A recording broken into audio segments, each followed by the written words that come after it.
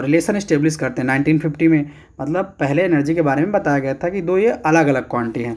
लेकिन आप देख पा रहे होंगे कि इन्होंने एक मतलब रिलेशन इस्टेब्लिश किया। उन्होंने कहा कि जो मास और एनर्जी होते हैं ना, एक दूसरे के इंटर कन्वर्टिबल होते हैं। मतलब मास एनर्जी में बदल सकती है और एनर्जी मास में बदल सकता है। ये किसने कहा? आइंस्टाइन साहब ने कहा। तो देखिए E इक्वल क्या होता है? mc²। इन्होंने रिलेशन का जहाँ पे E इक्वल क्या होता है? mc², जहाँ पे आपका E है एनर्जी, m है मास और पूरे यूनिवर्स का मास, m है mass and c is the speed of light जो होती है 3 × 10⁸ मीटर पर सेकेंड।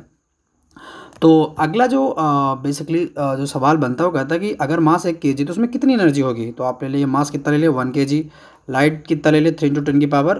तो E इक्वल क्या होता है? mc²।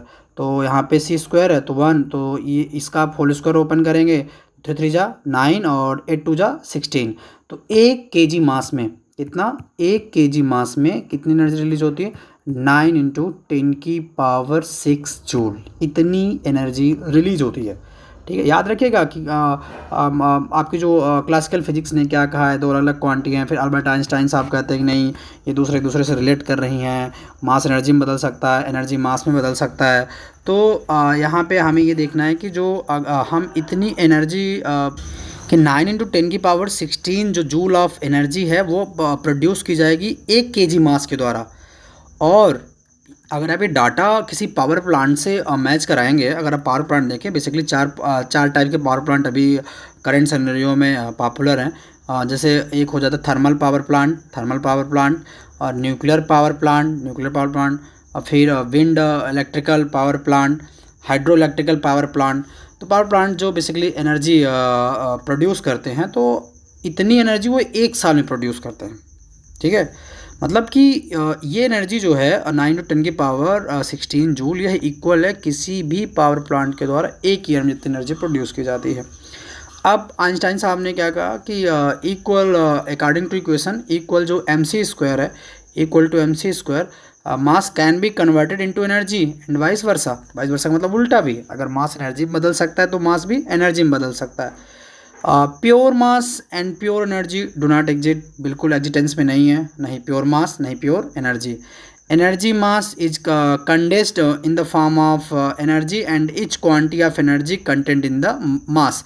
मतलब कोई भी मास अपने अंदर एनर्जी कंटेंट किया हुआ है और कोई भी एनर्जी अपने अंदर मास कंटेंट किया हुआ है। कंटेंट का मतलब वो इसमें इंक्लूड है।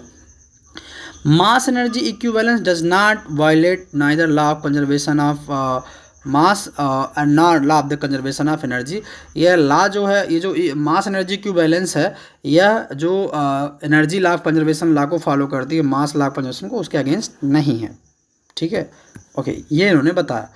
अब एप्लीकेशन क्या है इसके? इक्वल mc² के एप्लीकेशन क्या, हमें ये देखना है। ओके, तो पहला जो वो है एप्लीकेशन है वो है एनहिलेशन ऑफ मैटर। ठीक है, एनहिलेशन ऑफ मैटर। दूसरा जो है वो है पेयर प्रोडक्शन, तीसरा है न्यूक्लियर फिजन और चौथा है न्यूक्लियर फ्यूजन। तो हम इन सब पे बात कर लेते हैं। देखिए, एक होता है पोजिस्ट्रॉन। अब सवाल ये कि पोजिस्ट्रॉन क्या है? तो पोजिस्ट्रॉन एक एंटी पार्टिकल है, किसका? इलेक्ट्रॉन का। देखिए, इलेक्ट्रॉन नेगेटिव होता है और पोजिस्ट्रॉन पॉजिटिव होता है। आप यहाँ पे सिंबल देख पा रहे होंगे, सिंबल जो है वो E+ है, किसका? पोजिस्ट्रॉन का, और E- होता है इलेक्ट्रॉन का। तो positron is an anti particle of electron. ठीक है, लेकिन दोनों का मास क्या होता है? Same. Mass of both are same. ठीक है, लेकिन जब इलेक्ट्रॉन और पोजिस्ट्रॉन कोलाइड करते हैं, कोलाइड का मतलब होता है टकराना, जब एक दूसरे से टकराते हैं विथ ईच अदर, तो दे डिस्ट्रॉय, वो क्या करते हैं? एक दूसरे को दे destroy each other in the form of gamma rays. जब ये टकराते हैं तो एक दूसरे को डिस्ट्रॉय करने की कोशिश करते हैं और एक गामा रे में कन्वर्ट हो जाते हैं। गामा रे मतलब इलेक्ट्रोमैग्नेटिक रेडिएशन में कन्वर्ट हो जाएंगे। एक्स रे, गामा रे की जो वेधन क्षमता होती है वो ज़्यादा होती है। तो होता कैसे है? और इस प्रोसेस में बहुत ही ज़्यादा क्वांटिटी में एनर्जी रिलीज होती है, और वो कितनी होती है? 1.02 million electron volt energy release होती है। इमिटेड का मतलब होता है निकलना, इतनी ज़्यादा। तो ये हो गया आपका पोजिस्ट्रॉन और ये होगा आपका इलेक्ट्रॉन। ये हो गया H न्यू। H क्या है? H एक प्लैंक कांस्टेंट है। ठीक है, जिसकी जो वैल्यू होती है वो वैल्यू होती है 6.6 इंटू 10 की 6.6 इंटू 10⁻⁻34, यानी कि आपको 6.67 मिल जाएगा जूल सेकेंड। एच एक प्लॉन्क कांस्टेंट है और न्यू फ्रीक्वेंसी है, कोई चीज़ कितनी बार हो रही है ये बताता है आपका, ठीक है, इतनी ज़्यादा एनर्जी रिलीज हो रही है। फिर इसी का पेयर प्रोडक्शन, जो नेक्स्ट एप्लीकेशन है मास एनर्जी इक्विवेलेंस का, वो क्या है, pair production. Pair production reverse process है किसका, एनहिलेशन ऑफ मैटर का। एनहिलेशन ऑफ मैटर में कोई भी मैटर कन्वर्ट हो जाता है इलेक्ट्रोमैग्नेटिक रेडिएशन में, जिसमें बहुत ज़्यादा एनर्जी रिलीज होती है, ठीक है। तो यहाँ पे मेंशन है सीधे कि the reverse phenomena of the annihilation of matter is called pair production. उल्टा, तो जब कोई भी गामा रे जो फोटान होता है, फोटान क्या होता है कि जब लाइट बंडल के रूप में चलते हैं उसे फोटान बोलते हैं, और एवरी फोटान हैव एनर्जी, वो होता है इक्वल एच न्यू, जहाँ पे एच क्या है, प्लैंक कांस्टेंट, न्यू क्या है, फ्रीक्वेंसी। तो जब क्या होता है कि कोई भी जो आपका गामा रे है जो आया है एनहिलेशन से, तो gamma ray photon of energy 1.2 million electron volt. अभी हमने कहा कि मास बदल सकता है, एनर्जी में एनर्जी बदल सकता है, मास में 1.2 million electron volt passes close to a massive nucleus. तो जब ये किसी भी न्यूक्लियस जो काफ़ी मैसिव न्यूक्लियस से पास में आता है, तो ये जो पेयर ऑफ पार्टिकल जो बनेगा, तो वो जो pair of particle called electron and positron, वही कहलाएंगे इलेक्ट्रॉन एंड पोजिस्ट्रॉन। जैसे आप यहाँ पे देख रहे होंगे कि ई प्लस और ई माइनस मिलकर क्या बना रहे हैं, एच न्यू। अब एच न्यू इन दोनों को बनाएगा। तो और ये जो सवाल ये कि इससे तो एनर्जी भी रिलीज हुई थी ना 1.02 मिलियन इलेक्ट्रॉन वोल्ट, अब वो एनर्जी कहाँ गई, तो वो है एनर्जी बदल गई किसमें, मैटर में। किसमें बदल गई, मैटर में। H nu equal E plus E minus, तो ये हो गया पेयर प्रोडक्शन। तो दिमाग में एक सिंपल सी इमेज क्रिएट कर लेना कि एनहिलेशन का रिवर्स ही पेयर प्रोडक्शन है। ओके, हम आपकी बुक के एक जो हेडिंग है उसको हम सिंप्लीफाई करेंगे ताकि आपको पढ़ने में बहुत ही आसानी हो। फिर अगला जो एप्लीकेशन है वो ये है कि न्यूक्लियर फिजन क्या होता है। देखिए, इस प्रोसेस में जो हैवी न्यूक्लियस होते हैं वह कन्वर्ट हो जाते हैं दो या दो से लाइट न्यूक्लियाई में। फिजन का मतलब होता है टूटना, स्प्लिट हो जाना, दिमाग में बिठा लीजिए, ठीक है, टूटना। तो क्या होगा कि जब कोई भी हैवी न्यूक्लियस होगा वह दो हल्के न्यूक्लियस में टूटेगा, तो उसको जो फिजन फ्रेगमेंट, तो उसे कहते हैं फिजन फ्रेगमेंट। मतलब एक हैवी न्यूक्लियस था, अभी टूट के छोटे छोटे में कन्वर्ट हो गया, तो इनको हम क्या बोलेंगे, इनको हम बोलेंगे फिजन फ्रेगमेंट। फ्रेगमेंट का मतलब होता है टुकड़ा, और फिजन मतलब टूटना, टूटे हुए टुकड़े। तो अब सवाल ये है कि जो मेन न्यूक्लियस था, तो इसका जो मास होगा, इसका मास, और ये जो टूटे हुए हैं इनका mass, the sum of mass of the light nuclei, ये जो लाइट न्यूक्लियाई छोटे छोटे जो हैं, इनका जो मास है, इनका सम जो होगा, और जो मेन हैवी न्यूक्लियस था उसका मास जो होता है, तो इन दोनों में मास का लॉस हो जाता है। मास का क्या हो जाएगा, लॉस, और उसे हम बोलते हैं मास डिफेक्ट। ये प्रोसेस क्या कहलाएगी, मास डिफेक्ट, मास का लॉस हुआ।